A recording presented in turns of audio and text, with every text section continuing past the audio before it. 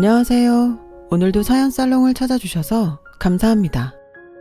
40대 미혼 여성이에요. 오래전 영화 중에 적과의 동침이란 영화가 있어요. 이상 성격인 남편의 품에서 벗어나려는 아내의 이야기를 담은 영화인데요. 8년 전쯤 저희 집에도 실제 그와 비슷한 일이 있었어요. 물론 동침까지는 아니고 한 집에서 함께 살았으니 적과의 동거 정도로 해야 맞는 표현이겠네요. 아무튼 지금은 그 지긋지긋하고 어이없는 상황에서 벗어났지만 아직도 그때 일을 생각하면 치가 떨리고 자다가도 벌떡벌떡 일어날 정도랍니다. 그래서 이렇게 사연을 보내게 됐어요. 저에게는 10살 어린 여동생이 있어요. 한 배에서 나고 자랐지만 여동생과 저는 닮은 구석이라곤 1도 없어요. 생김새는 물론이고 성격이며 식성, 취향도 완전히 다르거든요. 저희가 먼저 밝히지 않으면 아무도 자매라는 사실을 모를 정도로요. 저는 대부분의 마지들이 그렇듯 생활력과 독립심이 강한 편이에요.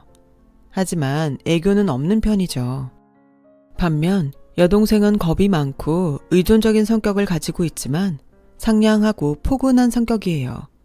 그래서 저와는 달리 어른들한테 인기가 많은 편이죠. 동생과 제가 이렇게 상반된 성격을 가지게 된 건 부모님 탓인지도 몰라요.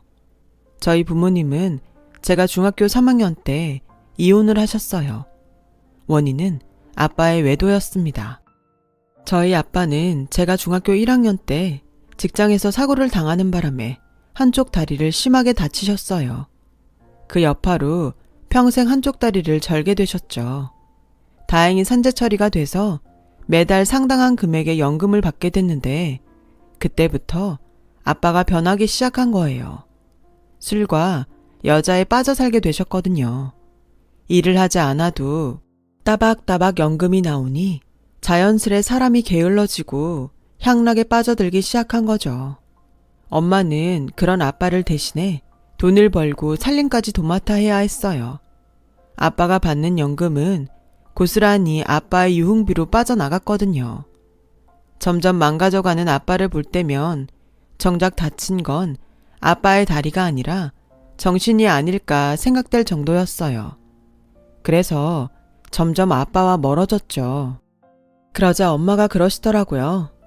멀쩡하던 사람이 하루아침에 다리를 절게 됐는데 그 마음이 오죽하겠니? 그러니 아빠 탓만 하지 말고 아빠 마음을 이해하려고 노력해봐.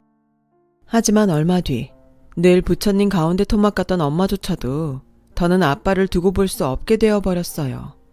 아빠가 7살밖에 안 된 제 동생을 데리고 내언녀 집에 드나든 사실을 엄마가 알게 됐거든요. 다른 건 몰라도 자식들 앞에서까지 그런 추잡스런 짓을 하고 다닌 아빠를 엄마는 용서할 수 없었어요. 그래서 이혼을 감행하기로 했죠. 그래도 아빠가 양심은 있었는지 엄마한테 저와 여동생을 맡기면서 아빠 앞으로 나오는 연금을 위자료와 양육비로 엄마한테 넘겨주셨어요. 나중에 알고 보니 아빠의 내연녀가 그렇게 하라고 했던 거였지만요. 여자가 꽤 돈이 있는 사람이었거든요. 처음엔 아빠의 재혼녀한테 자식이 셋이나 있다는 이유로 그렇게 반대를 하시던 친할머니도 그 여자 재산 얘기를 듣고는 바로 결혼 승낙을 하셨다더군요. 어디 그뿐인가요? 고모랑 삼촌까지도 그 여자를 쌍수 들고 환영했대요. 그 말을 들으니 인간이 참 간사하다는 생각이 들었어요. 십수년 가족으로 살았어도 돈 앞에선 바로 남이 될 수 있으니까요. 그동안 저런 인간들을 가족이라고 극진히 대접하고 살아온 엄마가 불쌍하기만 했어요. 그래서 결심하게 되었죠. 앞으로 엄마는 내가 지킨다고요.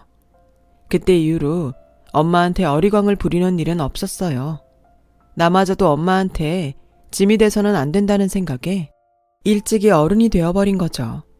게다가 10살이나 어린 여동생이 있어서 더욱 내 자신을 다잡았던 것 같아요.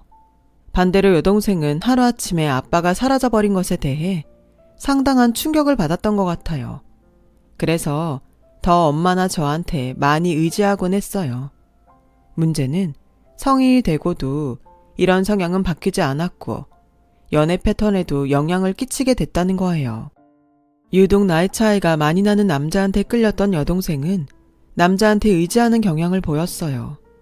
저는 그런 동생이 이해가 안 갔어요.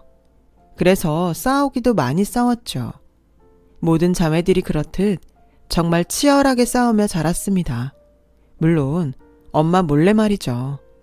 그래도 중학생 때까지는 그럭저럭 말을 듣던 여동생이 고등학생이 되고부터는 지도 머리가 컸다고 반항을 하기 시작하더라고요. 학교 생활에 적응을 못했던 탓도 한몫했던 것 같네요. 늘 학교에서 겉돌기만 하던 여동생은 지보다 7살이나 많은 남자를 만나면서부터 툭하면 학교도 빠지고 성적도 떨어지기 시작했어요. 그러자 엄마는 제게 동생과 이야기를 좀 나눠보라고 하시더군요. 아무래도 엄마보다는 언니가 마음 터놓고 얘기하기 편할 테니까요. 그래서 동생을 불러 밖에서 저녁을 사주며 진로에 대한 얘기를 나눴어요. 그랬더니 대뜸 이러지 뭐예요. 언니, 나 학교 그만두면 안 돼? 언니처럼 공부를 잘하는 것도 아니고 학교에 다녀야 할 이유를 모르겠어. 그냥 알바나 하면서 돈 벌다가 오빠랑 결혼이나 할까봐. 뭐? 네 나이가 몇인데 벌써 결혼 타령이야. 그리고 너 지금 학교 그만두면 중졸이야. 고졸로 살기도 힘든 세상에 중졸학벌로 뭘 하고 살겠다는 건데? 세상이 그렇게 호락호락한 것인 줄 알아? 정신 차려 이 기집애야. 남자한테 빠져서 허우적대다간 네 인생 쪽나는 건 한순간이야. 넌 엄마한테 미안하지도 않니? 엄마가 우리를 어떻게 키우셨는데 네가 이따위 말도 안 되는 소리를 하는 거냐고. 지금 만나는 그 남자가 정말 너랑 결혼할 생각이 있을 것 같니? 혼자 힘으로 살 능력도 없는 애를 미쳤다고 그 남자가 떠안고 살겠냐고. 그러니까 남의 인생에 기대 살 생각 그만하고 네 스스로 독립할 생각해. 전공을 찌르는 제 말에 동생은 약간 충격을 받은 것 같았어요. 그래도 어쩌겠어요. 철딱선이 없는 동생이 정신을 차리려면 이 정도 충격은 받아야 한다고 생각했죠. 하지만 이런 제 마음과 달리 그날 이후 동생은 아예 저와는 대화조차 하려고 들지 않았어요. 그리고는 얼마 뒤 집을 나가버렸고 출석일수 부족으로 결국 학교에서 퇴학을 당하게 되었어요. 엄마는 이게 다 자신이 자식 교육을 잘못 시켜서 그렇게 된 거라고 자책을 하셨지만 저는 생각이 달랐어요. 한부모 밑에서 똑같이 교육받고 자랐음에도 이렇게 다른 모습으로 자란 건 분명 본인 탓이니까요. 그때부터 저와 여동생은 각을 세우고 살게 되었어요. 남보다 못한 사이처럼 냉랭한 관계로 말이죠. 집을 나갔던 동생은 1년 뒤 집으로 돌아왔어요. 사귀던 남자한테 실컷 이용만 당하다가 결국 버려진 거였죠. 제 눈에는 너무도 당연한 결과였지만 동생은 그 일로 충격을 받았는지 한동안 방구석에 처박혀 사람들도 만나지 않은 채 은둔 생활을 했어요. 그러다 동생이 다시 방에서 나온 건 엄마 때문이었어요. 엄마가 암 진단을 받으셨거든요. 게다가 이미 진행이 많이 된 상황이라 부랴부랴 입원해서 바로 항암 치료를 시작해야 했어요. 그러다 보니 엄마를 간병할 사람이 필요했던 거죠. 당시 저는 직장에 다니고 있던 터라 동생이 엄마 곁을 지키게 된 거예요. 의지할 사람이라곤 엄마뿐이었던 동생은 힘들다는 말 한마디 없이 힘든 간병 생활을 했어요. 주말엔 제가 교대를 해주긴 했지만 그래도 평일 내내 엄마 곁을 지키며 병원에서 지낸 건 동생이었죠. 지금 생각해봐도 그때 일을 생각하면 동생한테 고마운 마음 뿐이에요. 저는 그렇게까지 못했을 것 같거든요. 약이 독해서 먹는 족족 토하는 엄마를 하루에도 몇 번씩 씻기고 달래며 엄마의 암투병을 함께 했으니까요. 같은 병실을 쓰는 보호자들도 모두 감탄할 정도로 동생은 엄마를 극진히 돌봤어요. 그리고 그 덕에 엄마는 차도를 보이기 시작했고 1년쯤 지나 퇴원을 할 수 있게 되었죠. 그렇다고 완치가 된 건 아니고 집에서 생활하며 항암 치료가 있을 때만 병원에 가기로 한 거였죠. 답답한 병원에만 있다가 1년 만에 집으로 돌아오니 엄마도 동생도 표정이 한껏 밝아졌어요. 동생은 의사 선생님 권유대로 엄마를 모시고 매일같이 동네를 돌며 가벼운 산책에 나섰고 암 환자에게 좋다는 음식으로 엄마의 식단을 구성했어요. 그간 병원에서 함께 지낸 시간이 길어서 그런가 엄마와 동생은 마치 한 팀처럼 움직이곤 했죠.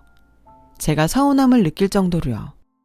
동생은 그 후로 5년이 넘게 엄마 간병을 도맡아 했고 엄마가 완치 판정을 받은 이후로는 아예 간병사 자격증을 취득해 간병인으로 취직을 하게 되었어요.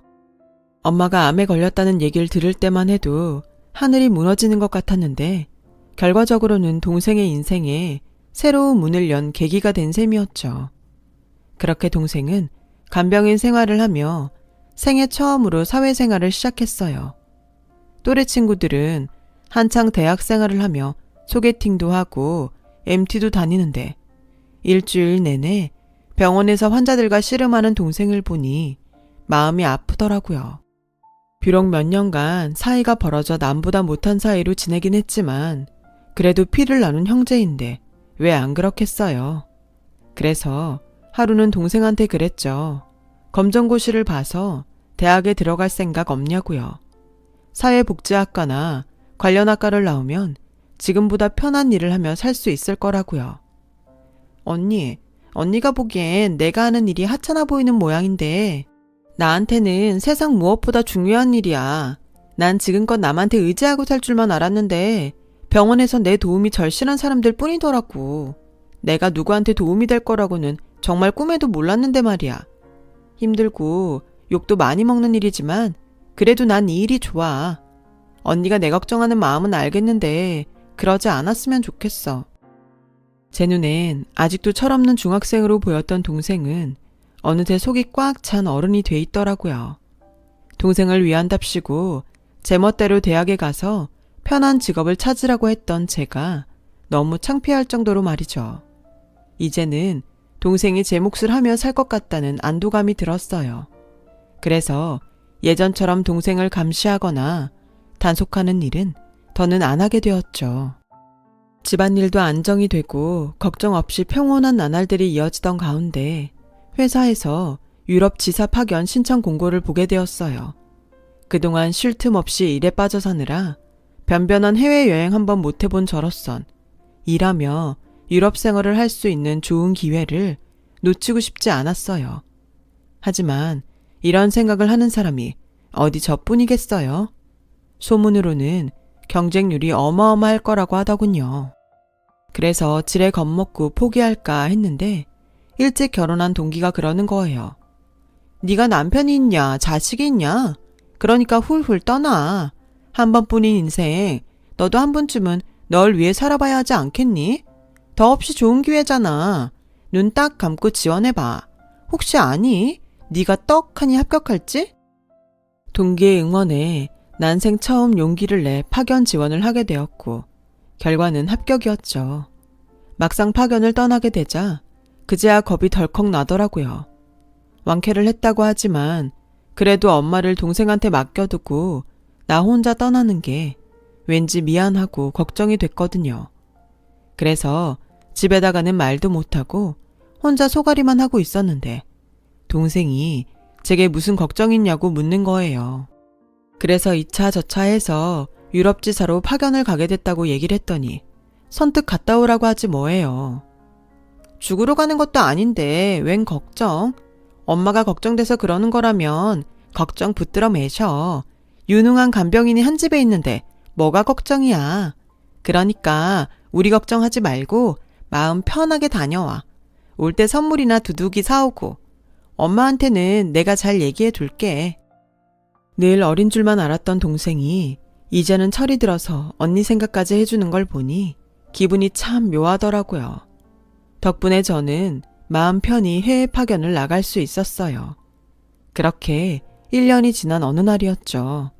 정신을 차린 줄 알았던 동생이 얼마 안 가 또 다시 저를 실망시키는 사건이 벌어지고 만 거예요. 늦은 밤 동생이 전화를 했더라고요. 뜬금없이 결혼을 한다나요? 갑자기 결혼을? 어떤 남잔데? 얘기를 들어보니 결혼 상대는 병원에서 알게 된 환자 가족으로 자기랑 20살 가까이 차이가 나는 남자였어요. 기가 차더군요. 동생은 그 남자를 통해 아빠에 대한 향수를 느낀 모양이었어요.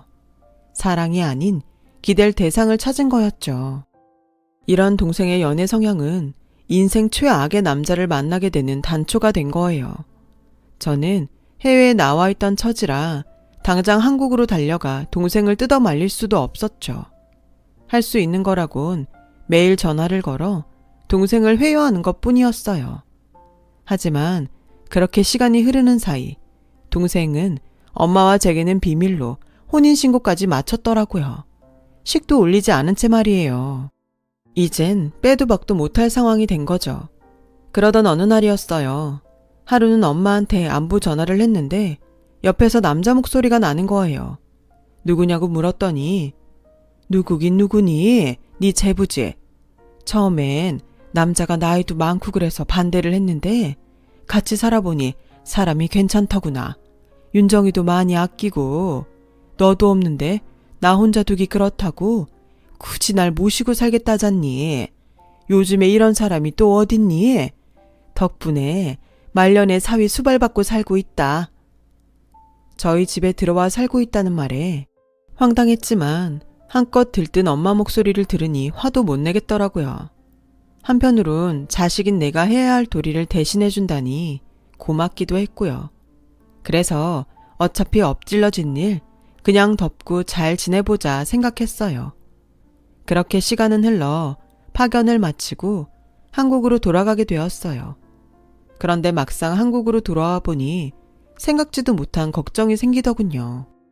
지금껏 남자 없이 새 모녀가 살았던 집에 제부가 들어오니 이래저래 여간 불편한 게 아니었거든요. 일단 화장실 사용만 해도 그래요. 안방 화장실은 엄마 방에 있어서 저는 거실에 있는 공용 화장실을 사용했는데 제부랑 같은 화장실을 사용하다 보니 볼일을 볼 때마다 신경이 쓰였어요. 변기 사용만 해도 그래요. 제부가 사용하고 나오면 변기 주변에 소변이 튀어 있어서 찝찝하고 기분이 나빴거든요. 거기다 한여름에도 집에서 속옷을 차려입고 있어야 해서 여간 불편한 게 아니었어요. 거기다 거실 TV도 거의 제부 차지가 돼버려서 야구나 축구 중계가 있는 날이면 우리 새 모녀는 늘 보던 드라마도 못 보고 룰도 모르는 스포츠 경기를 봐야만 했죠. 그런데 이런 건 사실 문제도 아니었어요. 사람 사는데 생기는 문제의 대부분은 돈 아니겠어요? 바로 그 돈 문제가 불거져 나온 거였죠. 엄마 앞으로 드러났던 보험들이 전부 실효됐다는 통지서가 날아온 거예요. 암진단을 받았던 경력이 있어서 새로 보험 들기 힘들까봐 그동안 들어둔 보험이라도 실효되지 않도록 관리를 해왔던 참인데 말이에요. 엄마, 그동안 통장에서 엄마 보험료 안 빠져나갔어? 왜 보험료가 밀려서 실효까지 당해? 통장 줘봐. 내가 가서 통장 내역 좀 찍어보게. 통장에 매달 300 가까이 돈이 들어오는데 보험금 20만 원 빠져나갈 돈이 없다는 게 이상하잖아. 그랬더니 엄마가 한사코 마다하시며 통장을 내놓지 않으셨어요. 그럴 사정이 있었다면서 자꾸 뭔가를 감추시는 것 같더라고요. 하지만 제가 물러서지 않자 결국 말씀을 해주시더군요. 뭐? 그럼 지금까지 엄마 돈으로 생활을 했던 거야? 제부 사업자금도 엄마가 대주고? 제가 한국에 없는 동안 동생 내외가 엄마를 모시고 살았다더니 실상은 두 인간이 엄마한테 기생한 거였어요. 생활비도 이혼할 때 아빠가 엄마한테 이전해준 연금으로 해왔고 심지어 장모를 모신다는 이유로 엄마한테 사업 자금까지 받아서 치킨집을 차렸다가 홀라당 날려먹었다더라고요. 그래놓곤 엄마를 모시긴커녕 엄마 돈으로 지들 여행이나 다니고 지난 2년간 일도 않고 살았다더라고요. 결국 두 백수가 엄마 등에 빨대를 꽂고 살아왔던 거였죠. 엄마는 혹여 제가 알게 되면 집안에 분란이 일지 않을까 걱정돼서 그동안 입을 다물고 계셨던 거고요. 저 오후부터는 둘 다 놀고 있는 게 들킬까봐 아침 저녁으로 출퇴근하는 쇼를 해왔던 거예요. 윤경아, 윤정이를 봐서라도 참아라. 쟤들이라고 저러고 살고 싶겠니? 지들 딴엔 한다고 하는데 일이 안 풀리니까 할 수 없이 그러는 거지. 이제 너도 왔고 쟤들도 분가하라고 할 테니 그간 일은 모른 척 묻어줘. 엄마가 이렇게 부탁한다. 엄마한테 제 동생이 아픈 손가락인 건 알고 있지만 그래도 제 상식으론 이해가 가지 않았어요. 도대체 어떻게 생겨먹은 인간들이길래 나이 든 부모 연금까지 빼먹고 살 생각을 한대요. 나이살이나 처먹은 것들이 말이에요. 그래서 일단 집에서 동생 내외부터 내보내기로 했어요. 제부, 그동안 저희 엄마 모시고 살아줘서 고마운데요. 이젠 저도 돌아왔고 다 같이 살기엔 집도 좁으니까 이제 그만 분가하세요. 아니 처형, 분가라뇨. 가족이 달래 가족인가요? 한 지붕 아래 북적거리고 살면서 숟가락 부딪혀가며 지지고 볶고 사는 게 가족 아닙니까? 전 부모님이 일찍 세상을 떠나셔서 우리 장모님이 제 어머니 같습니다. 그러니까 장모님은 제가 모실 테니 처형이 분가를 하시죠. 윤정아, 너도 그게 좋지 않겠어? 그러자 동생은 빙그레 웃으며 고개를 끄덕이더군요. 마치 제부가 누르는 리모컨 버튼에 반응하는 TV처럼요. 아니, 뭔가 착각을 하는 모양인데요. 제 말은 더는 고양이한테 생선을 맡길 수 없다는 얘기예요. 저 없는 동안 무슨 돈으로 생활했어요?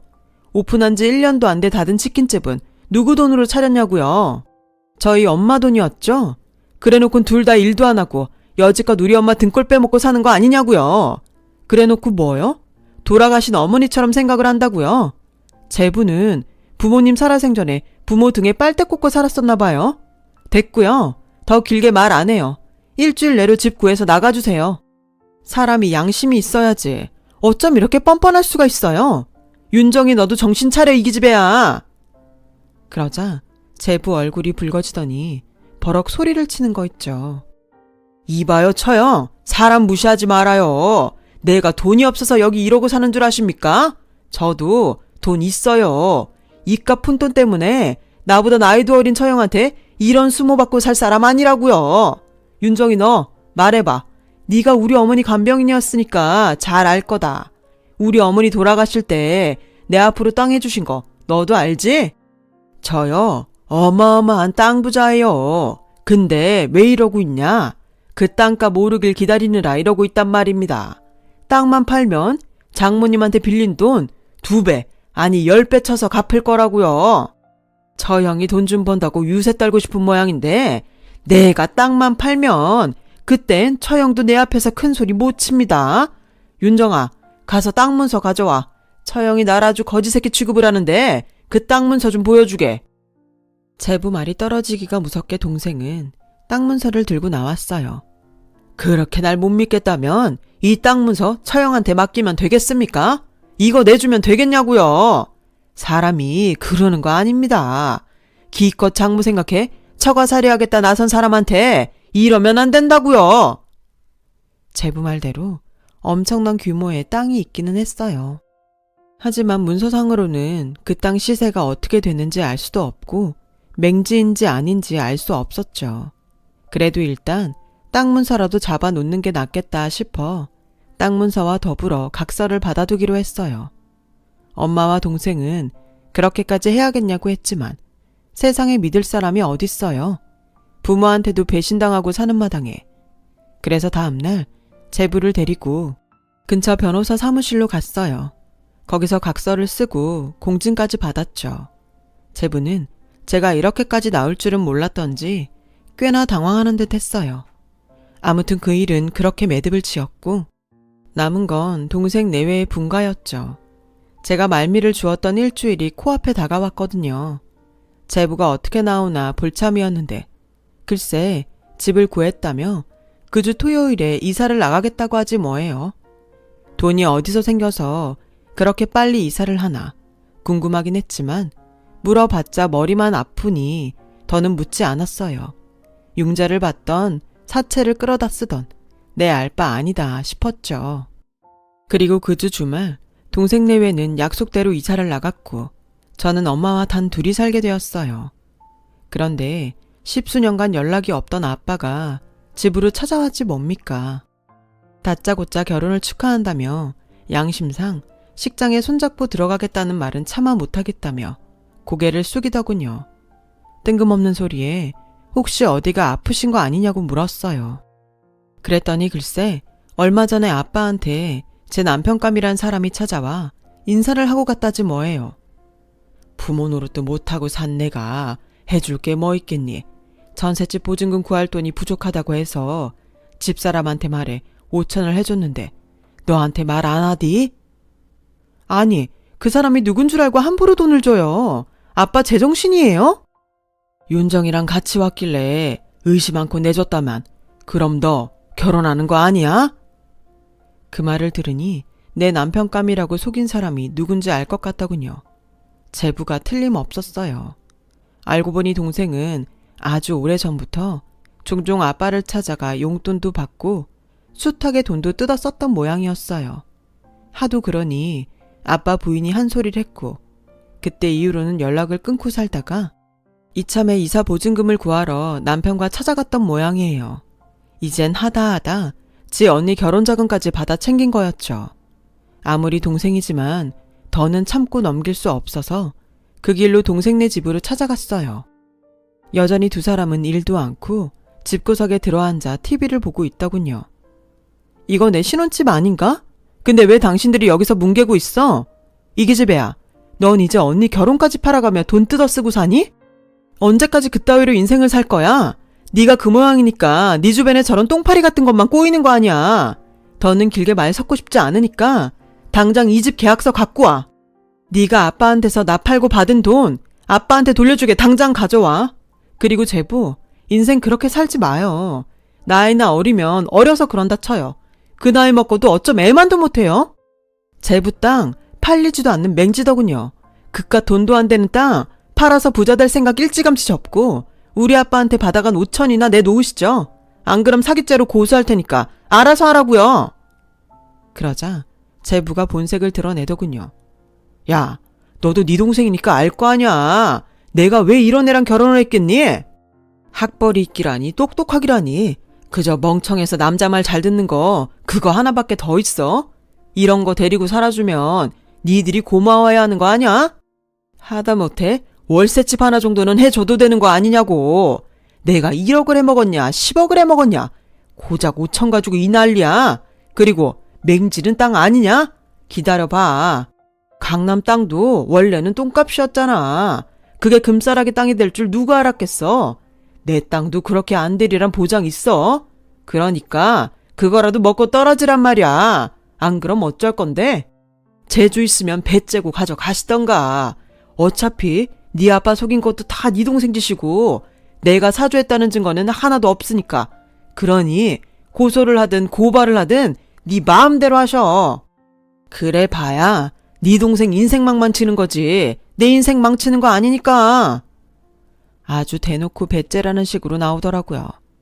지 남편의 이런 태도에 동생은 많이 놀란 표정이었어요. 사랑인 줄 알았는데 모든 게 처음부터 사기였다는 걸 알게 되자 그대로 무너져 버리더군요. 동생은 자리에 주저앉아 눈물만 뚝뚝 흘렸어요. 불쌍하긴 했지만 자업자득이었죠. 결국 돈도 안 되는 제부의 땅을 엄마 명의로 돌리는 선에서 제부와의 채무는 일단락 짓기로 했어요. 몇 달 뒤 동생은 3천만 원을 가지고 집으로 찾아왔어요.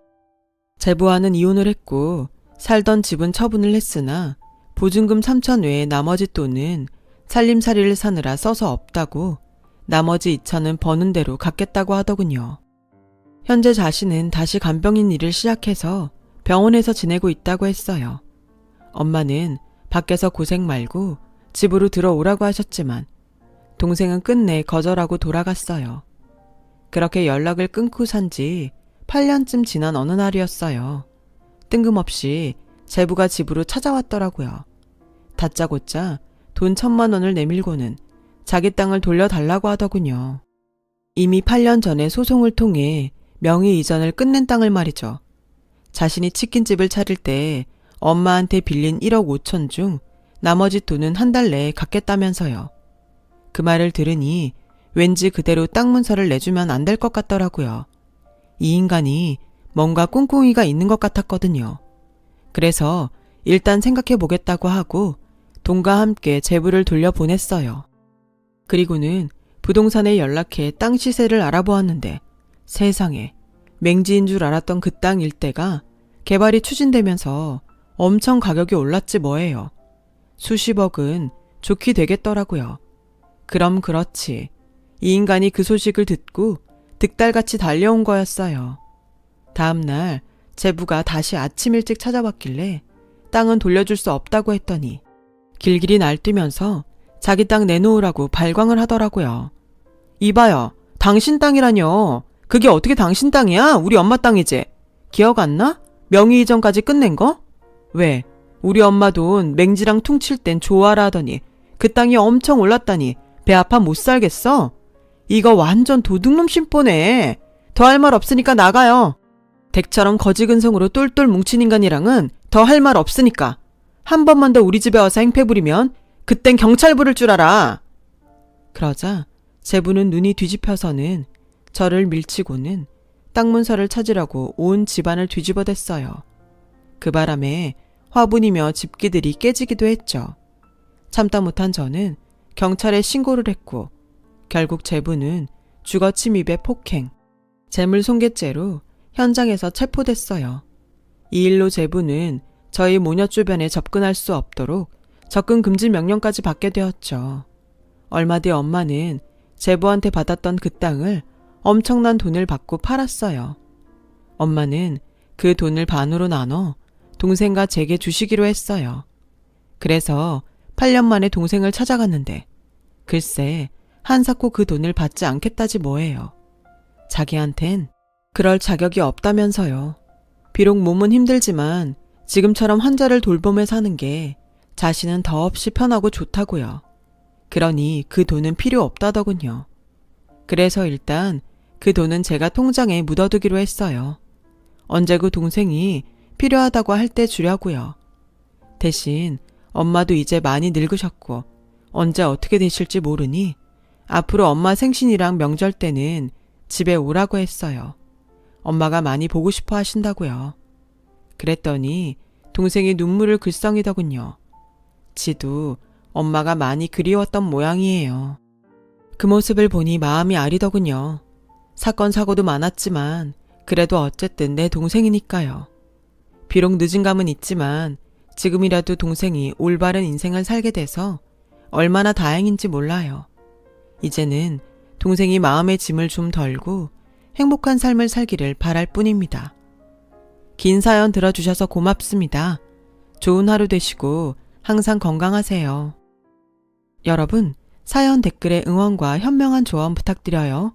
좋아요와 구독은 저에게 큰 힘이 됩니다.